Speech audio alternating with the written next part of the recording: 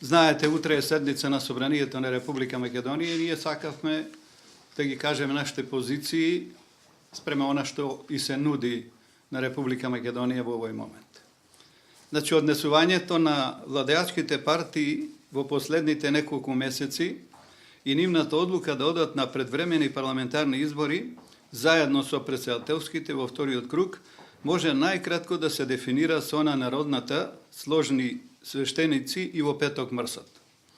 Истите партнери во 2001 година фингираа војна, а сега фингираат криза за предвремени парламентарни избори.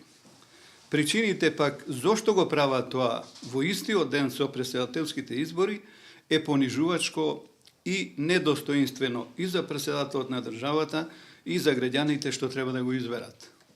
Ако можете, значи, во подтекст да разберете основната причина зошто се одржуваат претседателските избори и парламентарните избори во вториот круг на претседателските е единствено да се обезбедило цензусот од 40% што го предвидува Уставот. Сега може да мислите какви се тоа импликации во иднина ќе има доколку се држат до истиот принцип и во иднина да се одржуваат избори така, а се знае кога претседателскиот банда трае 5 години, а парламентарните 4. Значи ќе има се повеќе и повеќе проблеми.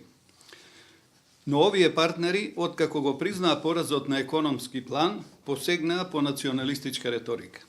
За нив не се важни ниту НАТО, ниту Европска унија. Вака, денешната Македонија е нивниот идеал. Тука си имаат се што им треба, си живеат богато, а на граѓаните им нудат само преживување. Згора на се, Собранието на Република Македонија го претворија во крпа за бришење на сите нивни кашканици. Утрешната седница на Собранието на Република Македонија ќе биде само завршен чин на измамничката тактика на ВМРО ДПМН и ДУИ.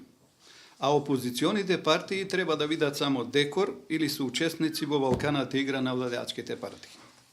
Нивната доктрина на долго владење со перманентни избори секоја година доведе до создавање на антисистем, кој самиот по себе е есенцијална грешка. Уверени се дека само со таков систем никош нема да бидат поразени на избори. Со етнократијата што ја наметна во државата, практично ги струшија основните граѓански права и слободи и човековите вредности. Ја зголемија нетрпеливоста меѓу македонците и албанците, тропајќи со патриотизмот и мафтајќи со знамињата. Што поголеми знамиња, толку поголем национализам.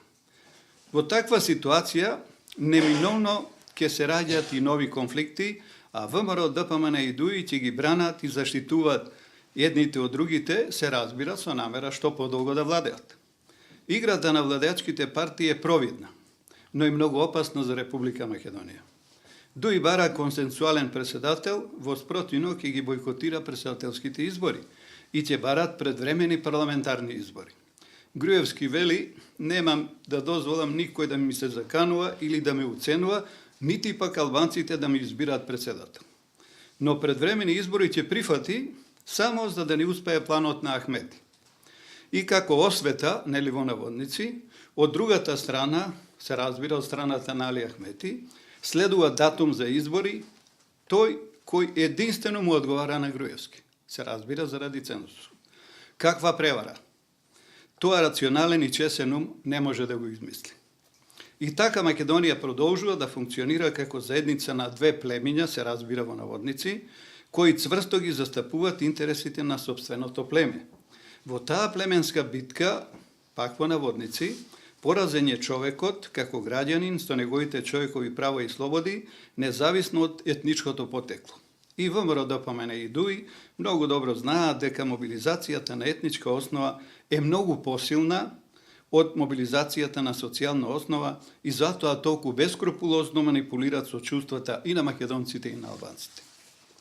Играјќи на национализмот и етничките делби, овие две партии долго обстојуваат на власт, но на штета на државата и граѓаните. Рамноправноста на двете етнички заедници се огледа единствено во нивната заедничка сиромаштија и безперспективност. И по 23 години самостојност, овие две партии пред секои избори инсценираат македонско-албанска кавга и предизборна фарса, јавно покажувајќи дека и ним и на нивното членство, партиите им се единствената татковина, а не Република Македонија. Затоа и сметаме дека вистината за нивната лага и превара мора да допре до што поголем број на граѓани, за да разберат вистинската нивна природа. После што сметаме дека самите ќе проценат дали треба да имат доверба во нивната мистичност, непобедливост и лажно месијанство. Ова е што имав намера да ви го кажам, се разбира, стоим и јас и овде до мене пратениците од НСДП на располагање доколку има прашање. Ќе прифатите ли на утрешната седница да се почитува договорот кој е постигнат вчера на координација меѓу водачките партии, само кој еден представник да дискутира? И ќе бидете ли присутни на седница? Се што договарат владачките партии без опозицијата нема да прифатиме. Како што впрочем сами го договорија и ова изборна фарса. Барем да покажа некоја коректност во смисла да ги консултират и опозиционите партии, не морат нас. Може и СДСМ како стожерна партија во опозицијата да ја консултира дали се согласува за оваков пристап при распуштањето на собранието. А дали ќе присуствуваме на седницата, ќе процениме поручок. Имаме седница на извршниот одбор.